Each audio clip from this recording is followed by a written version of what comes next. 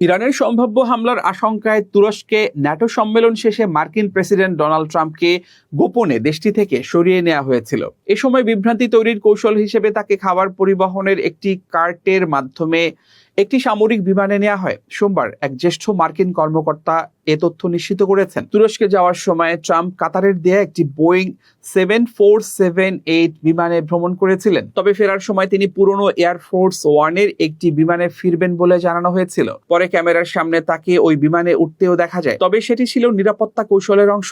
ট্রাম্পকে খাবার পরিবহনের জন্য ব্যবহৃত একটি বিশেষ কার্টের মাধ্যমে ওই বিমানের নিচ থেকে বের করে আনা হয়। পরে গাড়িটিতে করে তাকে অন্য একটি বিমানে নেওয়া হয়। সেই তৃতীয় বিমানেই গোপনে যুক্তরাজ্যে যান তিনি। এর আগে মার্কিন সংবাদ মাধ্যম দ্য ওয়াশিংটন পোস্টও এই গোপন অভিযানের খবর প্রকাশ করেছিল। তাদের প্রতিবেদনে বলা হয়েছে, ট্রাম্পকে বহনকারী তৃতীয় বিমানটি ছিল C-32A, যা বোয়িং 757 সামরিক সংস্করণ। হোয়াইট হাউস তাৎক্ষণিকভাবে এ বিষয়ে কোনো মন্তব্য করেনি।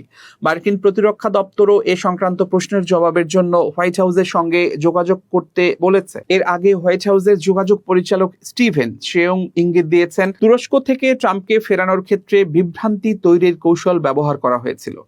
শেয়ং বলেন, মার্কিন প্রেসিডেন্টের অনেক শত্রু তাকে লক্ষ্যবস্তু বানিয়েছে। এসব হুমকি মোকাবেলায় নিরাপত্তা নিশ্চিত করতে বিভ্রান্তি তৈরি ও ভুল পথে পরিচালিত করার মতো বিভিন্ন কৌশল ব্যবহার করা হয়।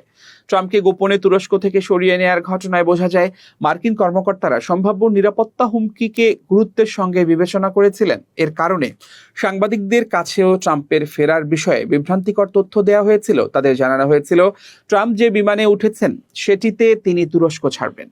বাস্তবে ওই বিমানটি ছিল একটি ডিকয় বা বিভ্রান্তি করার কৌশলের অংশ। তবে হুমকিটি কাতারের দেয়া নির্দিষ্ট ওই বিমানের বিরুদ্ধে ছিল না। দ্য নিউ ইয়র্ক টাইমসের আগের এক প্রতিবেদনে বলা হয়েছিল, ট্রাম্প যে বিমানেই ভ্রমণ করতেন সেটি সম্ভাব্য হামলার লক্ষ্যবস্তু হতে পারত। ন্যাটো সম্মেলন শেষে তুরস্ক থেকে ফেরার পরদিন সাংবাদিকদের দেয়া এক বিবৃতিতে শেয়ং বলেন, নতুন এয়ারফোর্স ওয়ান অত্যাধুনিক নিরাপত্তা ব্যবস্থা সম্পন্ন একটি বিমান। প্রেসিডেন্ট ও তার কর্মীদের নিরাপত্তা নিশ্চিত করতে এতে উচ্চ পর্যায়ের নিরাপত্তা ব্যবস্থা যুক্ত করা হয়েছে।